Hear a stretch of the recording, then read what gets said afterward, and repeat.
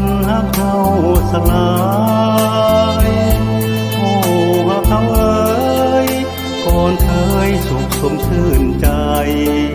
เคยฮักเคยคู่เคียงกายมั่นหมายอยู่ร่วมชีวิตเวรหรือกรรมสร้างมาบางก่อนผลบุญจึงย้อนสนองโทษแก่อย่างนี้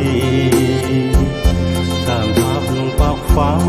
บ่ที่ลังยืนยาวสักทีฝากความรักอภัยก็มีสิ่งบัดสีเกิดอ่านเห็นไป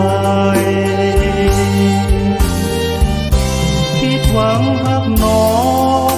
ประคองน้องไว้บ่อยู่หักเอาจึงได้หดหูยอดสู้คิดหนีจากกายหยุดกันเพียงนี้โชคดีเถิดนักขวัญใจขอให้ต่างคนต่างไปผู้ปราศัยคือตัวเอง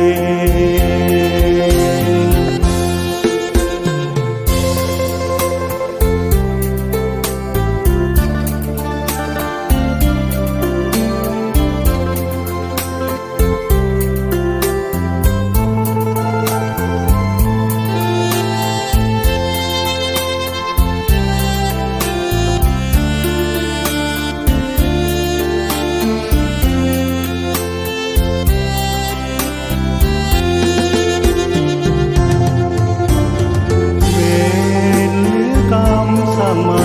บางก่อนผลบุญจึงย้อนสนองโทษแทนอย่างนี้สร้างภาพลงปากฟังบ่ที่ลังยืนยาวสักทีฝากความรักอภัยก็มีสิ่งบัดสีเกิดอ่านเห็นไปคิดหวังรักน้องประคองน้องไว้บ่อยู่หักเอาจึงได้หดหูยอดสู้คิดหนีจากกายหยุดกันเพียงนี้โชคดีเถิดนักขวัญใจขอให้ต่างคนต่างไป